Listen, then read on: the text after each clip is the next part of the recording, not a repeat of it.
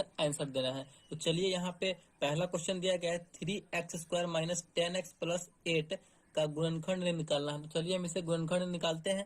पहले क्वेश्चन को लिख लेते हैं। क्वेश्चन है हमारा 3x² माइनस 10x प्लस 8 है।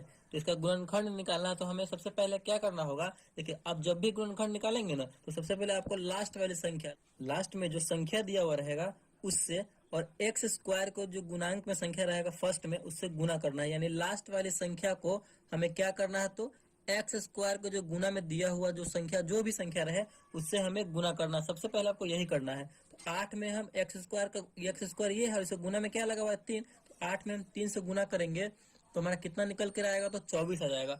अब आपको ऐसी दो संख्या से गुना करना है जिसका गुना करने पर हमारा ये 24 आ जाए, और उसी दोनों संख्या को जोड़ने या घटाने पर हमारा ये बीच वाला आना चाहिए, ये 10 आना चाहिए। बीच वाला हमेशा हमको प्राप्त होना चाहिए। तो देखिए आपके माइंड में जब आप ऐसे कीजिएगा ना, तो आपके माइंड में अपने आप आ जाएगा।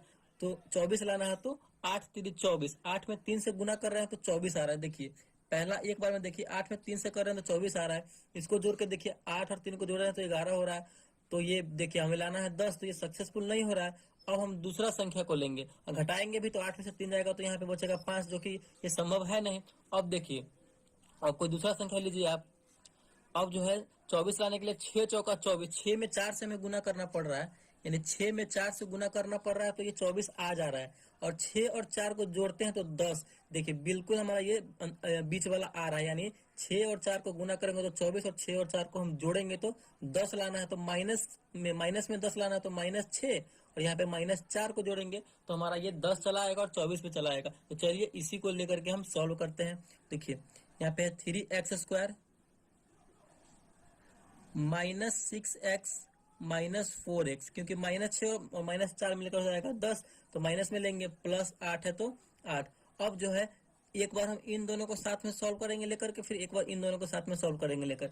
इन दोनों में से आपको कुछ कॉमन होने वाला दिख रहा है, यानी बाहर निकलने वाला दिख रहा है कि नहीं, तो इसमें से हम 3x बाहर निकाल लेंगे तो यहाँ पे क्या बचेगा, सिर्फ x बचेगा, क्योंकि 3x में x से गुना होगा तो 3x² हो जाएगा।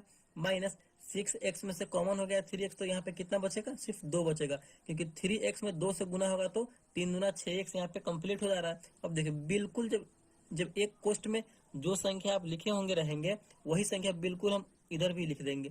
x-2 है तो इधर भी हम x-2 लिख देंगे। बस आपको यही स्टेप जो है अपने माइंड में लेते चलना है।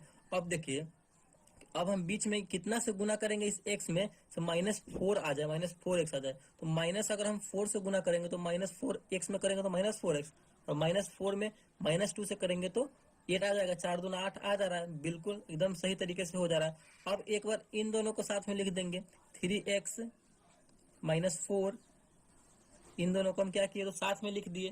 ठीक, अब जो है फिर एक बार इन दोनों में से कोई भी एक बार लिख देंगे, क्योंकि दोनों सेम है। तो x-2, देखिए यही हमारा गुणनखंड इसका निकल गया, और यही इसका फाइनल आंसर हो जाएगा। तो इसी टाइप से